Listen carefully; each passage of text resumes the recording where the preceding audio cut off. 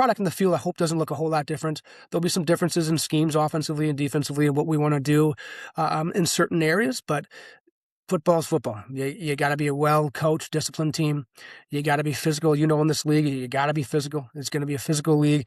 We're going to do some things differently, innovative-wise, offense and defense. But we got to be resilient. You got to withstand teams that are, come out fast and they're going to take some leads like that. That's resilient football. So all those qualities are going to still carry over.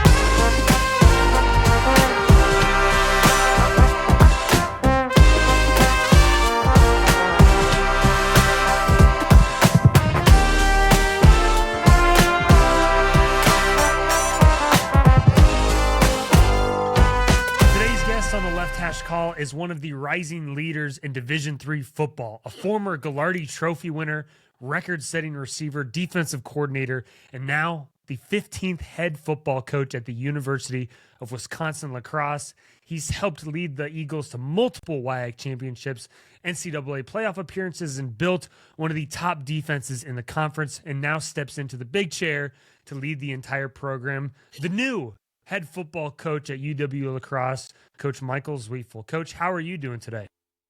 I appreciate that. I'm doing great. Absolutely. So, Coach, walk me through when it comes time to not only interview but get this job. What does that process look like, and what have the last couple of weeks looked like for you in terms of putting together a staff that you feel comfortable with, implementing things that you want to get to change and move forward with the program? But what does that look like so far? Yeah, that the whole process it's about, you as an assistant coach, you kind of prepare for this. So like throughout my tenure as coaching, I've had, at the end of the season's reflection and put together like my own collection of thoughts. Hey, this is what I would do if I ever become a head coach. And so now it becomes reality when you apply for it, and about collecting all of your thoughts and organizing that into a coherent message and fashion in order to have that message come across during the application process. And the application process itself is very thorough. There's a lot of stakeholders that you have to communicate with and meet with. And so that part it's challenging to really kind of put all of your thoughts, your philosophies, your core values, your principles, how you want your team to look, putting all that into a message that you can then share with the hiring committee and the athletic director and your team and all those type of things. And obviously, being on staff and in the program, you got some really good insight and understanding of maybe the areas that our program could grow, and kind of the areas that staff members and team members that we could grow and get better at. And so I kind of had that insight and understanding of the areas that we already do really well, but also areas that as a program that we have to get better at if we want to ever kind of accomplish what we want to do. And so it was really just a lot of reflection and bringing together a bunch of ideas. And then now that I've been hired, I've started with the staff. Like that's what we've been working on a lot as a staff is making sure that we're on the same page. I really believe that a staff culture bleeds into the team culture. And that starts first and foremost with our staff. And being at a Division III public school is like, our staff is all here, so I can't change it. We have to hire my position here eventually, but the rest of our staff is the same as we've had in years past. We get along great. We have a great connection. It's now just about getting everyone on the same page and pushing that boat in the same direction. So it's been fun. It's been challenging, but it's just the ship goes on, and we just got to keep plugging away. I heard in your press conference you talk about how this isn't just going to be a copy and paste job. This is your vision. This is your way. And, I think us that have been involved in Division III media, us that have been involved, in the WIAC specifically, know that there's a certain brand of football that gets played not only in the WIAC, but at La Crosse specifically. What does your vision look like for this program? How do you want to continue to push this program into new heights? Because obviously there's a standard of excellence that has been there at La Crosse, but obviously at certain times have fallen short of maybe some goals that you guys have had. But what is it going to take to get La Crosse to the level that you want to get there here in the first year and obviously going forward? Yeah, and obviously the brand of football, I don't think it's going to change a ton, right?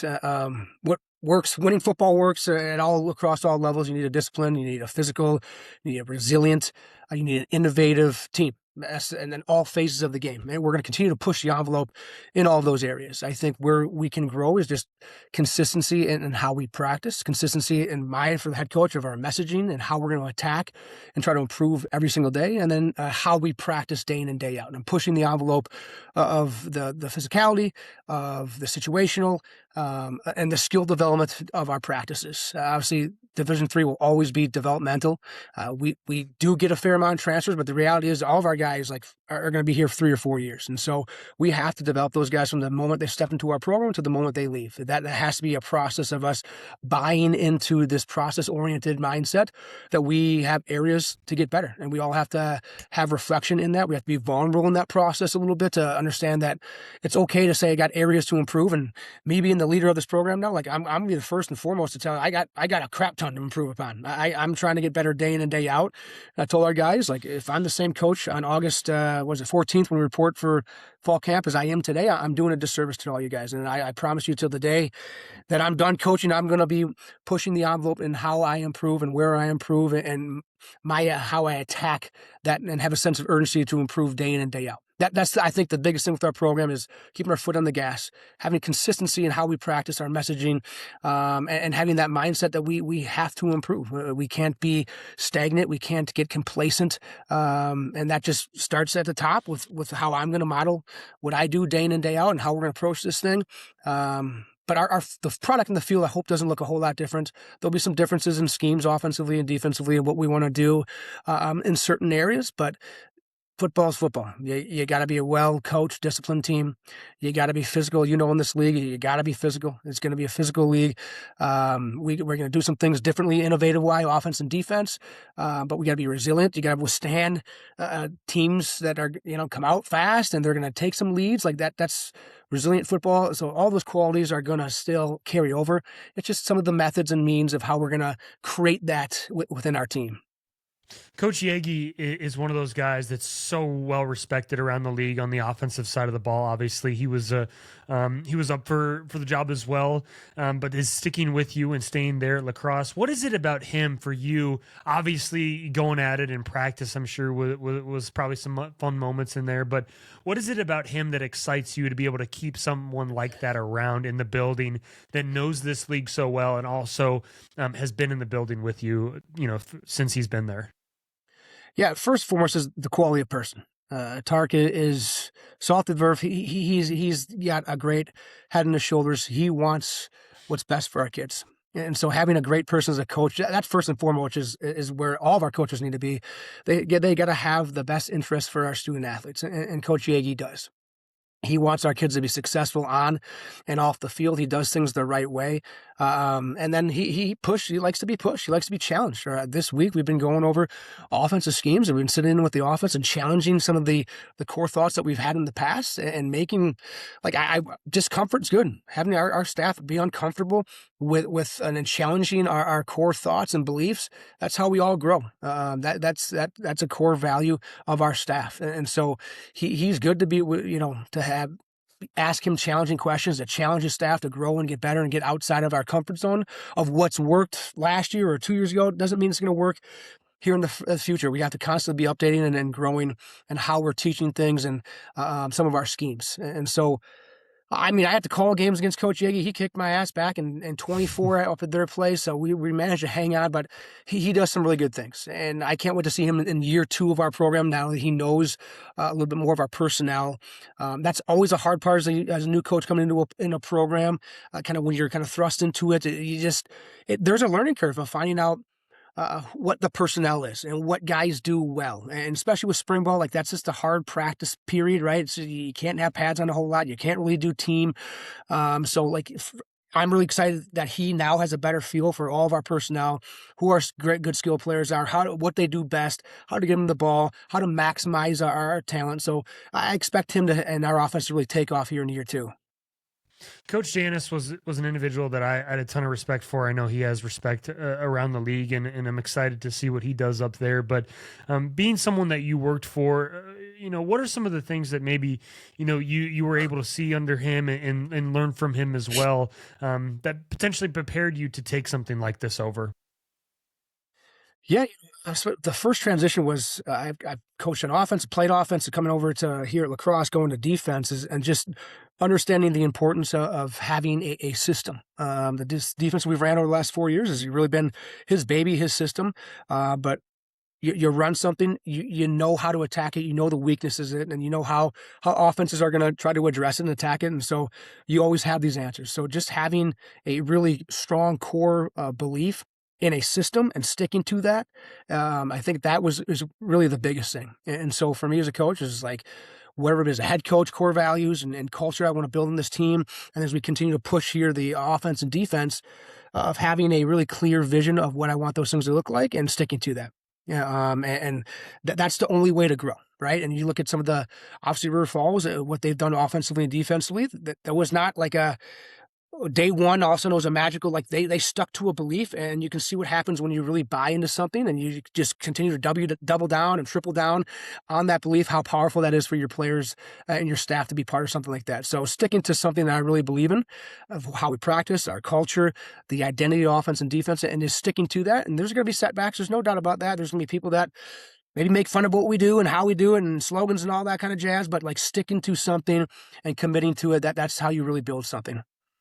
I want to go back to your time as a player here briefly. Obviously, you were a Gallardi Trophy winner, and are still in the record books down there at Dubuque. I'm curious what your recruiting process was like and how you ended up in Dubuque. You know, being a former American Rivers Iowa Conference guy myself, I always like to hear about how their recruiting experiences were like compared to kind of what they are now. Man, there was not a whole lot. So I had a weird situation. Okay. My dad's a Hall of Fame football coach here in the state of Wisconsin. I grew up in Whitewater. So I grew up in the Hmm. sidelines of Whitewater during the first two national championship runs. I was a junior and senior in high school. My dad was the offensive coordinator. So I was not recruited heavily at all. I'll tell you this, my heart's in basketball. I'm a hooper. I love basketball. I remember going from my the summer from between my junior and senior year. I went to a bunch of AU tournaments, and I realized, shoot, I'm a dime a dozen on the court. But Whitewater back in that day had really big regional camps, and during those summer camps, I was the best receiver there. And this is with Power Five guys. And so high school, we ran the triple option. So we threw the ball about 5 times, 6 times a game. I sat out there blocking most of the time. And then my dad coached in the league. And so no one in the league recruited me. I had some walk-on opportunities, but that was the time when there was a coaching change at Whitewater, and my dad didn't get the job. And so I was kind of left out in purgatory, if you would, with recruiting. I actually went to River Falls for 2 years. Coach O'Grady and my dad were college roommates. My dad's a UW River Falls Hmm. alum. So I went to River Falls for my first 2 years, freshman and sophomore. During that time, my dad transitioned to Mankato State as their OC. And then after my sophomore year, he got the job at UD. We were not very good at River Falls at that time. It was just a move and transition that was best for me at that time. So that's how I ended up at the University of Dubuque. Never even heard of it before I went there. I'd grown up in the WIC. That's all I kind of really knew. People always ask me, "What's your favorite team?" And growing up, it was the Warhawks. Like that's my life was around the WIC and all the schools and traveling on the bus to all the games. So um, that's kind of how it all shook down. Yeah, and I'm curious, like from your perspective, then, what do you think has changed the most between the two leagues? You know, obviously the WIAC has changed a lot. There's some teams that, if you told them River Falls was, win a national championship, they'd probably think you're crazy. And then kind of similar situation. You know, the Iowa Conference is kind of, they've always had those heavy hitters up there towards the top. But what do you think's changed the most about the WIAC and maybe not necessarily the ARC, but the WIAC specifically throughout your time? Yeah, obviously the teams, I say when I played, Stevens Point won the league. They then Yeah. '07, I think it was '07 or maybe '08. They won the league and they were like second place in '07. Or Eau Claire was up there. They were a top 10 team when we played them in '07, '08 as well. So there's been some fluctuation with that. Yeah, the league as a whole, it's just gotten so much better. There's so much more parity now. Back when I was playing, it was like there was Whitewater, and Oshkosh wasn't that good back then, but it was like Point was pretty dang good. And after that, then there was a bunch of parity. Now it's like 1 through 6, 1 through 7 are really pretty dang good, and they can beat anybody on any given day. Back then it was, Whitewater so much head and shoulders above everybody else. there's just a little bit less parity back then as there is now, which is fun. Like week in and week out, you're gonna get your best shot on anybody in our league, so you gotta be prepared and be ready to go week in and week out. Yeah, I think the game has evolved so much as well. I really think it's fun, this league, to see the differences in schemes and strategies from each team throughout the league. Back then, it'd be a heavy 21 personnel offenses, pretty standard across the board there. Defenses were pretty much an even front, like a 4-3, cover three or quarters. So like you see so much more variety now, which makes it fun as well. And the coaching staffs in our league are so dang good that it challenges you week in and week out. Yeah, I think it's still going to be a really physical league at the end of the day. Back then, it was all about, like the front sevens are really, really good. That's what the WSC has always separated themselves as. When they get to playoff teams, is the depth and the physicality, especially in the front seven. I don't think that's changed. I think some of the skill positions and some of the more open strategies, especially offensively, have changed a little bit from past. Being, you were an offensive guy as a player. Obviously, you've been on the offensive side of the ball. How has that helped you? I'm assuming it has helped you on the defensive side of the ball, because you kind of get to see things, not just from, you play defense, you've always been on defense, but you see that lens a little bit differently on that defensive side of the ball, being a former offensive guy, I'm assuming. Yeah, it helps a ton. Ultimately, I think good defense, that's what you got to get to. There's got to be a point when obviously the scheme becomes second nature to everybody that's playing defense.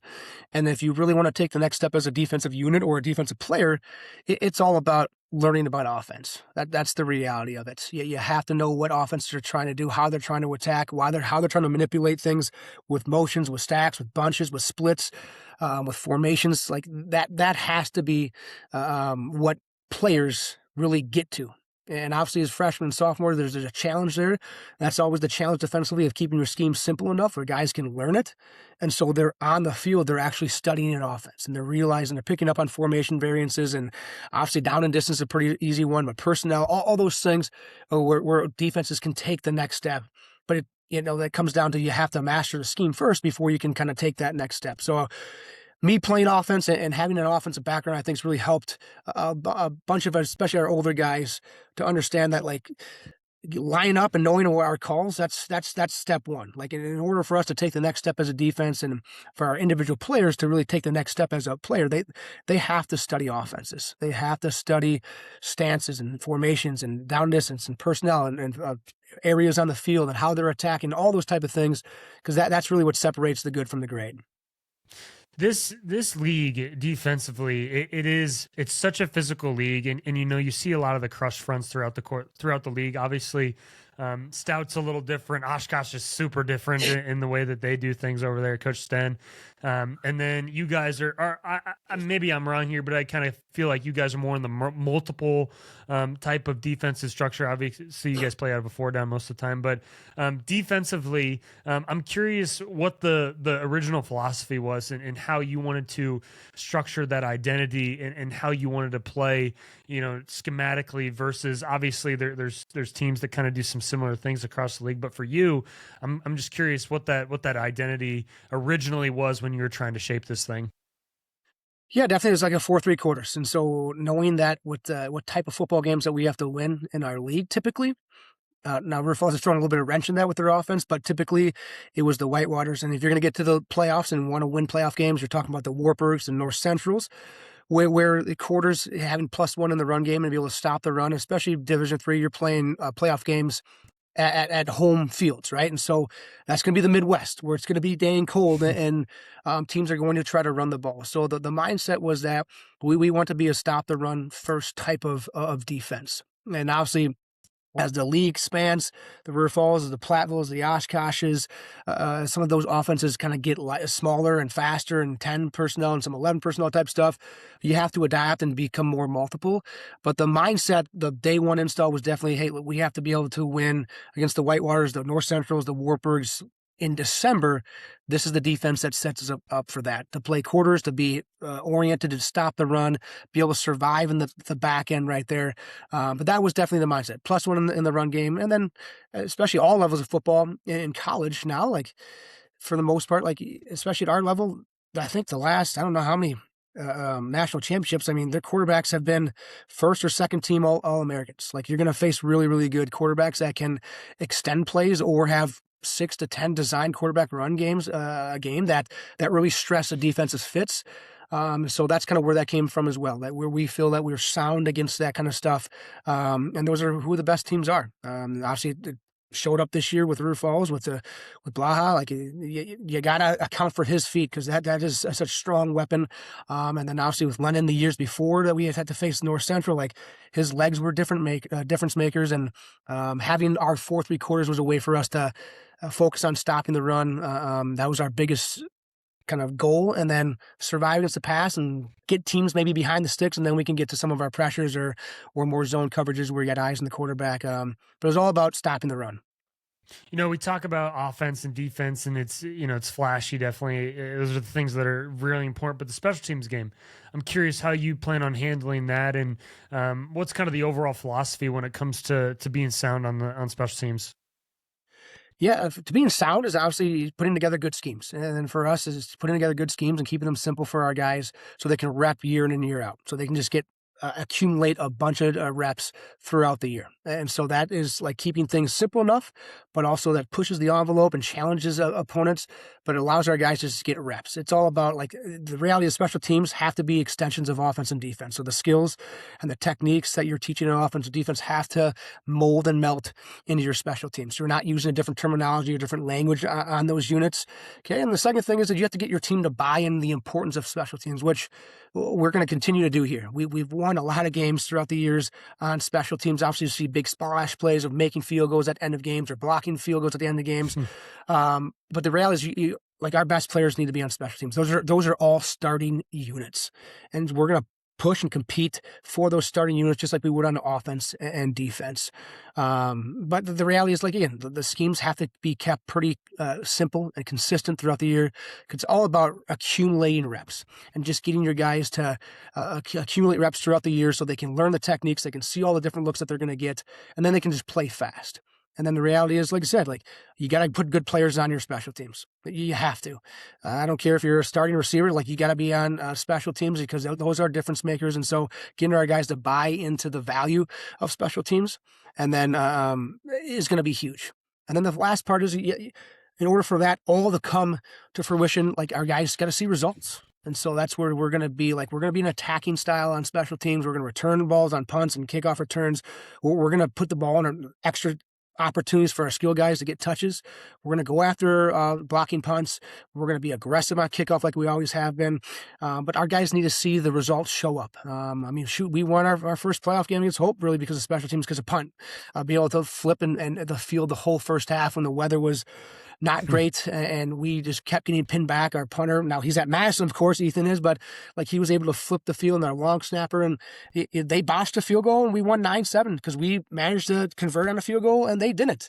And the whole first half, we were able to flip the field because of our punt game, and our coverage units and things like that. So showing those guys examples of that, and then for us, like, we treat special teams like we'll have meetings all next week about special teams and what we're going to do, and be really sound schematically, and put our best players on the field during those units and let them just go rip. When it comes to recruiting, obviously whenever there's a coaching change, there's obviously some things you got to think about, but are you guys kind of wrapped up with your class, still kind of rounding that thing out? And what's kind of the vision for the future of recruiting? I've been to La Crosse, and man, my first time there, I was like, man, this place, I feel like it is a dream to recruit to be honest. And I really feel that whenever I get the chance to go there. For you, philosophically, when it comes to recruiting, what's that look like? Yeah, our 26 class is just about all wrapped up. We still have a few stragglers out there, and so we've already started to move on to 27. And for us, as you said, La Crosse, in the state of Wisconsin, UW-La Crosse has a really strong name. Kids know this place. They know the reputation of the athletics, the academics, and the city. So it's a high destination place. For us, the biggest thing we kind of maybe battle more than anybody is our academic standards are really, really high.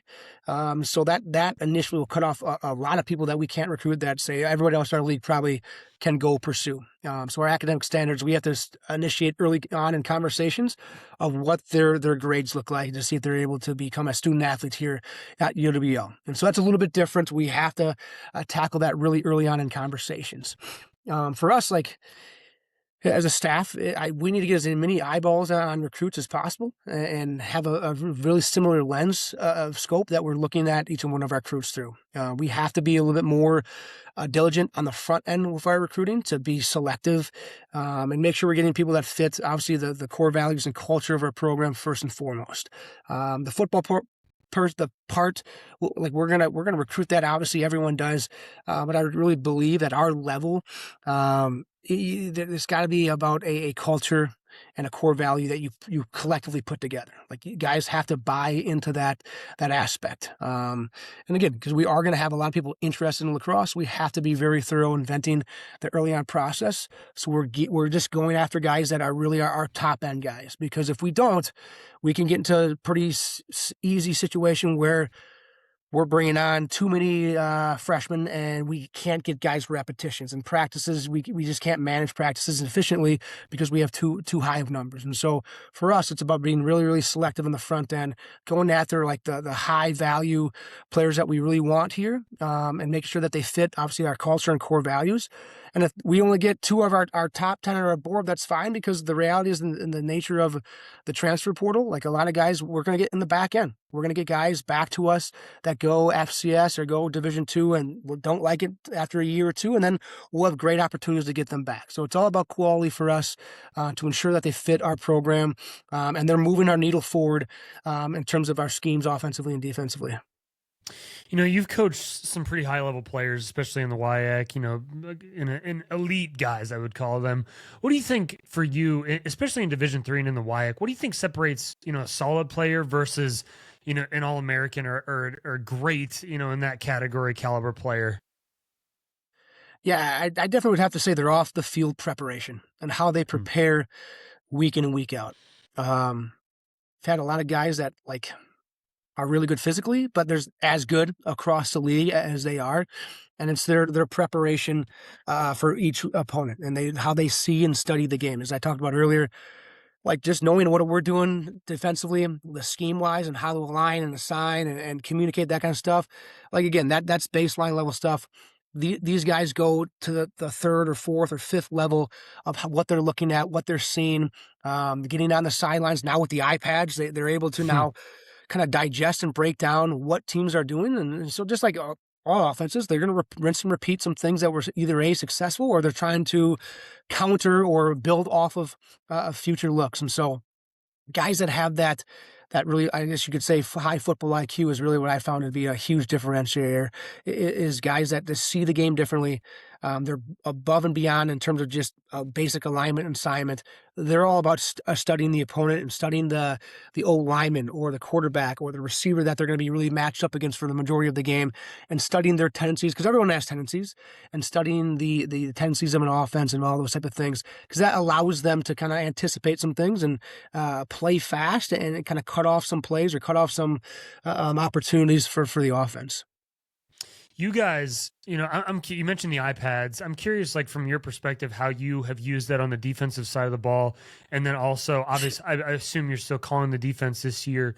How you'll use that as the head football coach now, maybe versus as when you're, strictly just obviously calling the defense. Yeah, on the sidelines, that's a great tool. It really is. It's a game changer.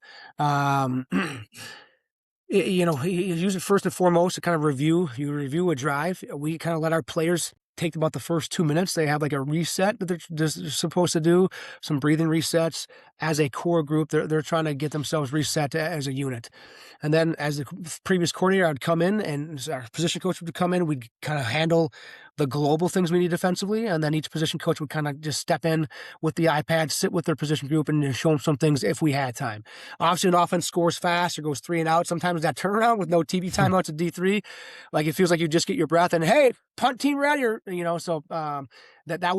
that transition sometimes happens fast where some drives, you have some really good opportunities to sit down and the offense goes for a 12-play, 5-minute drive, and that's awesome. Other times they score in 2 plays, or we get a 3 and out and you're right back on it and you didn't really get a chance to kind of address some of the things that you need to address. So it's a learning curve, and it's a little bit different series by series. Obviously, as a head coach, I'm going to have to be involved with much more of the game management. And when the offense is out there, I think I'm still going to have to be able to shuffle through. But I have some guys on the defensive staff that I really, really trust to be able to share that information and transfer that information to our players to allow them to get what's needed and then let them reset and get ready to go play fast again. And so it's going to be a little bit different. There's no doubt about that. Because I mean, as a coach, sometimes like that was some of the most enjoyable times during the game is like just sitting on the bench. You got the guys beside you, got the iPad out, and you're going through play by play. And it's just, it was really, that's a really, I don't know, it's kind of a fun thing as a coach, just the boys around you, everyone's locked in, you're showing them film and you're cracking some jokes. It's just a fun little time, that sideline that I'm going to definitely miss. So hopefully I can still pop over there, keep it light with the guys. I'm a guy who likes to keep it light. I like to keep the things pretty loose with our guys, like to joke around with them and keep them loose throughout the game. So some of that aspect, I hope I don't have to lose it too much, but I'll have to manage the offense and all that kind of good jazz. I don't know exactly where it's at in the YX specifically, but the coach to player, I know that got approved this year in Division III. Has that been approved in the YX? Have you got? I know you guys all have to approve it collectively within the conference, correct? Or what's kind of the plan there to manage that at La Crosse? It's been approved, ready to rock and roll. So I just had a meeting today about that, about our communication that we use, that our headsets are not compatible with what is trying to be approved in the league. So we're trying to address that. About how we're making phone calls a day, and the league's going to get back to us about maybe a league-wide discount on how to get these things. So, yeah, it's Sure. going to be a process. One person on offense and defense gets it. Again, how we're going to manage that and use that. It gets cut off at 15 seconds, just like I think they do in the NFL. I think it's around 15 seconds, but it's approved, ready to rock and roll for teams that want to use it. There'll have to be somebody on game days that cuts off both sides at 15 seconds on the play clock. But yeah, we're going to have to figure out how to get it input into our helmets and with whatever update of headsets that we're going to have to get for our staff. The thing that I'm curious about is, I can't remember who I was talking to this about, but it's like one of those situations where, let's say you want to have the starting mic be the green dot, and then let's say he gets knocked out of the game for a couple plays and you put in a new mic, but you'd rather have the starting will probably have the green dot than the backup mic. Are those conversations that are being had, or, I'm wondering, like, is that part of the conversation is, hey, like I'd rather have my starting will have it than the backup mic, or vice versa? Yeah, I mean, offense is pretty simple. It's going to be the quarterbacks, right? So offense is fairly simple. The defense, yeah, all of those different situations are being discussed. Like who we put it on, and then how many helmets can we do at Division III? Can we afford to put those things on? And so if our mic gets hurt, Yeah. who does it go on next? Is it, like you said, a different linebacker? We've talked about, do we want to put on a new guy and be able to talk to them and calm them down, or do you want to put on a different senior that you want to communicate to that way? So there's those conversations. Like maybe we do want on the backup mic and be able to talk to them and have that conversation and relay some more important messages to the new guy rather than put it on another senior. So there's all those type of conversations. It's defensively is the one where it's really challenging, of like, where do we go? And to say that guy gets hurt, and things like that. So, we're a high participation defense. So we rotate a lot of guys. And so like we're trying to figure out, who all, can have a helmet, what that all costs. Cause obviously at Division III, the cost is really the biggest constraint that we have to deal with. And see just where we can put those helmets on and how many helmets do we need with a certain guy. So yeah, all that's being discussed, and we're trying to figure out and hash out the details of that. But let's just fingers crossed the guy you put the mic on doesn't get hurt. Fingers crossed, because that would solve a lot of issues. Course. Right. And it's interesting because a lot of people think, and maybe this is how you guys do it as well, but a lot of people think that the mic or your designated linebacker calls the entire thing. But shoot, a lot of times it's, the mic's calling the fronts and making sure everything looks right there. But then the back end, a lot of times it's the safeties that are kind of directing traffic. And it's like, well, if we're putting on the safety, how do we get the message to the defensive lineman? And then if we put it on, it's all those communication things that we've been used to, because, hey, the mic is looking at, one guy on the signal and then the other guy's looking at the other. So those are fun conversations, but of course, like the cost, it's like, man, who's going to pay for that? Right. Of course. It's like, Wyatt, can we get that going? Can we get some get discounted headsets for sure? But flipping over to the staff side of things, obviously a big part of Division III and only having so many full-time guys is relying on some of those young staff members and those young coaches. How do you utilize those guys? And do you guys have a program that you use, like a GA pro, or how do you guys handle kind of the development of young coaches with you guys? Yeah, they're imperative to our program. Right now, we're actually going through the process of recruiting more like undergraduates that, like, whether it be filming and they want to sit in on position meetings or offensive defensive meetings, just learn more about the game. If they want to be more on the analytics side, if they want to be more on the recruiting side, like, we're trying to get as many hands on deck as possible. Because, as you know, like, there's so many different little tedious little jobs that make a football program function that it's just needed. We don't have GA ships, which is unfortunate. So we do rely on a lot of part-time and volunteer type coaches that we have, ranging from undergrad, like I talked about, like 19, 20-year-olds, to some guys, former players that like are in a restricted earnings type of position. And then we have some guys in their 70s. So some older gentlemen that are former high school coaches or just have worked on campus, that they stick around for the love of lacrosse and love of the game. So we have every make and model of coach you can think of. And it's just, for us, it's just about, like, you have to engage with all of them. You got to make them feel valued. They have to be involved in the program, respected within our program, because, again, you look at some Power Four. Now, we're not Power Four, but like some of the staffs and support staff are just ridiculous. And here we are with 5 full-time coaches, all we get. And then we're trying to make, the next 10. We're just trying to patch that thing together year in and year out, and trying to make sure that we are adequately investing in each one of them so they feel value and they want to come back, because that's the biggest thing at our level is this staff's is continuity and consistency year in and year out. Like, that's when you have to reset, whether it be a full-time person or just even some of your part-time or restricted earnings or volunteers, like that can be a big loss. It really is. You kind of reset the clock a little bit, and teams that have had success at our level, you look at their staffs, there's usually been continuity and consistency for some time. And so that is the biggest challenge of the head coach, is trying to value all of our staff, doing everything I can in my power to give them the resources they can, to be happy, to be healthy, to want to stay involved and feel like they're contributing in ways that they want to. What will a week kind of in the life of an in-season look like for a staff that you are managing and coaching? Yeah, first and foremost, like, after our practices, if we practice in the afternoon, like, they're out of the office. No one's going to be guarding their desk. I want them home with their families. I want them, like, especially with how we can work in modern football, like, there's no reason to be in your office all day. Like, you can go home, have dinner with the family, and charge back up at 8 or 9 p.m. and work from home and do some film stuff like that if you need to. Well, we will meet on a daily basis. I'm a big, like, I over communicate. I want to make sure we're on the same page. Like I said, a big part of what we're going to do is to improve how we practice and the consistency and the efficiency of how we practice. And that involves us getting everybody involved on the same page of how practice needs to be run, so we're efficient and fast. We're not wasting guys' time. That's the biggest thing.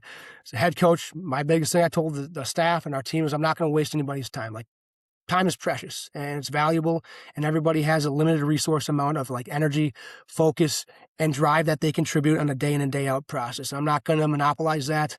I love football, but I'm not going to ask our guys, especially with some of the classes and the academic stressors that our guys are underneath here. Like, we can't be asking them for 6 hours a day of football oriented activities. It's not fair. And so we're going to be really efficient with how our guys' time, how we meet, how we practice, how we communicate what we need to do day in and day out, communicating our message, clarifying all that kind of stuff so they can be in and be out, and then get away from football so they can mentally recharge, physically recharge away from football activities. And then, like, the day in and day out process, that will vary from offense to defense. And that's something that we will continue to look at and adapt on a weekly type basis. But I want our guys to come in Saturday, coaches and players, to be fast and fresh and healthy on Saturdays. And so that means the weekly outlook and the weekly schedule will modify. That's just the reality of it. It's going to modify depending on what happened the previous game, how many snaps guys took.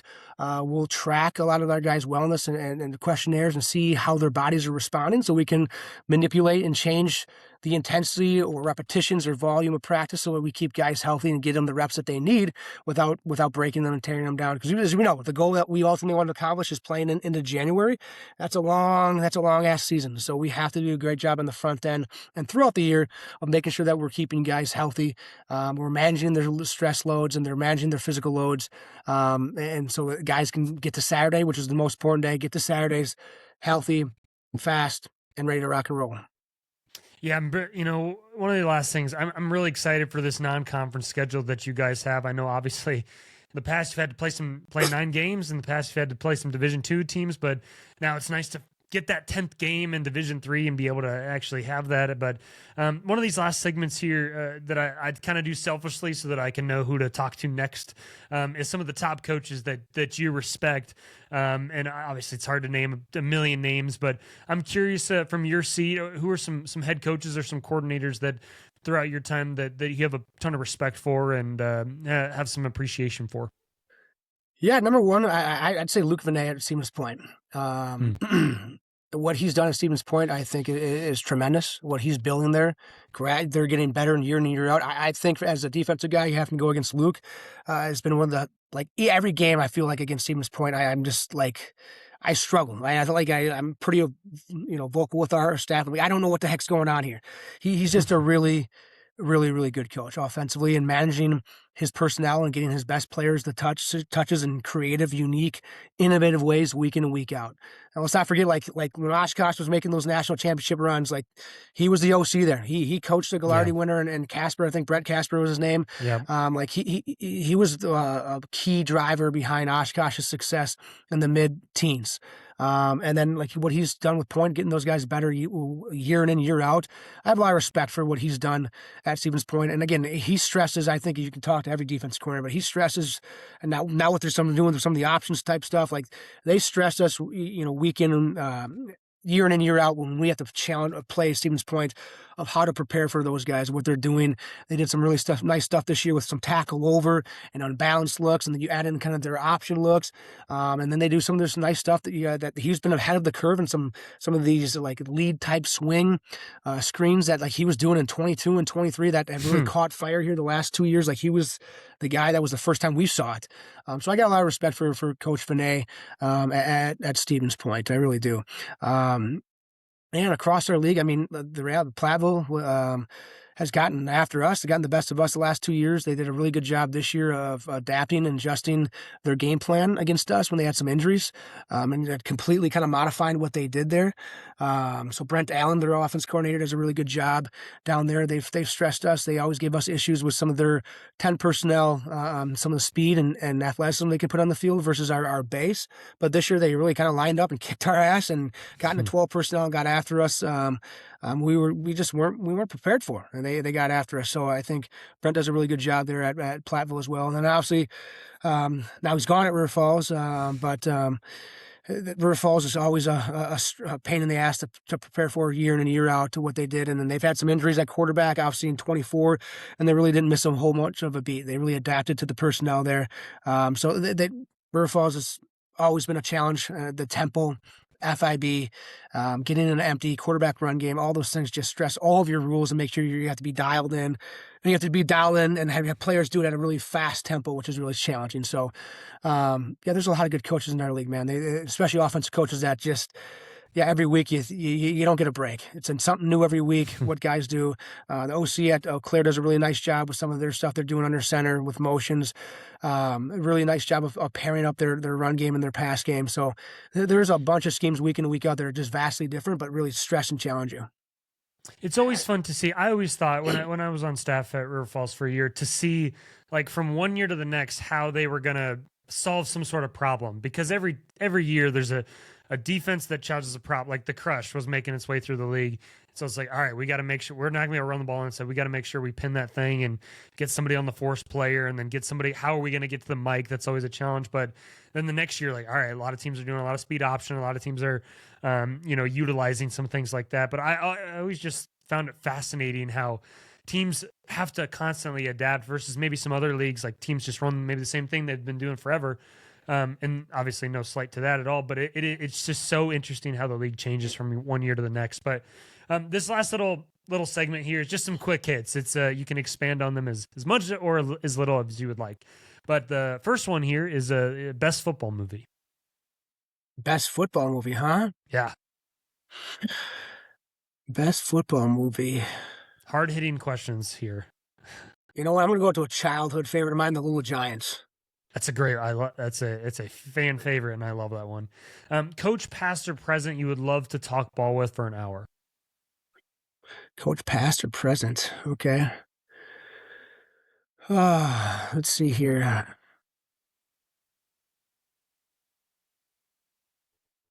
Jimmy Leonard. Okay, love it. Non-football hobby that you do to stay creative or helps you unplug. I boulder or rock climb. So I go to the yeah. rec down. I go to the rec on campus. I bring my daughter. She loves to do it as well, but that's a good little daddy-daughter getaway. But I love the rock climb. It's a great physical activity, but like that's all about problem solving and like seeing a boulder path and how to address that and how to attack it. So I like the boulder.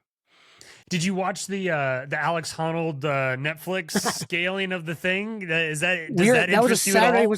That was a Saturday night, I believe. We were at a basketball game. The whole staff was, and two of our younger guys had it on the phone. So we were watching the basketball game, and they're like, "Where's he at? Where's he at?" Yes, which is like that guy's nuts. He goes way back to when he free soloed El Cap in Yosemite. And that was a great documentary on Netflix. So we were watching that. Alex is nuts. Yeah. I'm excited to see if you're going to scale the stadium here sometime soon. That'd be nice. I don't know about that. But... I get to about 12 feet. I'm like, I'm capped. I'm a little afraid of heights. If your team was a band or an artist, who would it be? Oh, okay, huh? Band or an artist?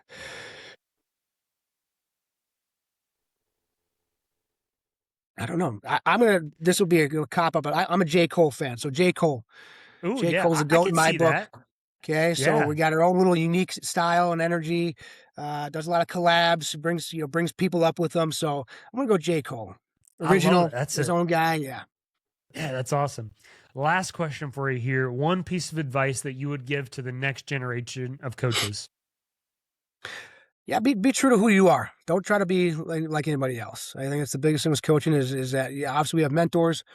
You have people that you see on TV. We see Kurt Signetti on TV. You see Nick saying you try to emulate and be true to who you are. Be like you're going to have a belief system, how you want to coach, how you want your teams to look, and just believe in that and stick with that. It doesn't have to be the same as anybody else, but don't try to be like anybody else. Just be true to who you are as a coach, because that's when and how you become the best coach you can be.